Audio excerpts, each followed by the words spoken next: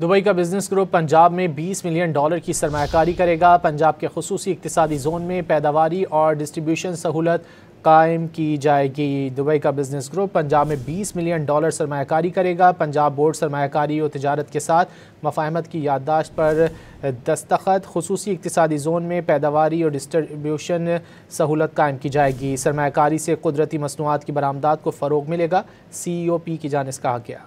Dubai का business group Punjab में $20 million की सरमायाकारी करेगा। पंजाब के खुसूसी इक्तिसादी जोन में पैदावारी और डिस्ट्रीब्यूशन सहूलत कायम की जाएगी। दुबई का बिजनेस ग्रुप पंजाब में $20 मिलियन सरमायाकारी करेगा। पंजाब बोर्ड सरमायाकारी और तिजारत के साथ मफाहमत की याददाश्त पर दस्तखत। खुसूसी इक्तिसादी जोन में पैदावारी और डिस्ट्रीब्यूशन सहूलत कायम की जाएगी। सरमायाकारी से कुदरती मसनूआत की बरामदात को फ़रोग मिलेगा। CEOP की जानिब से कहा गया।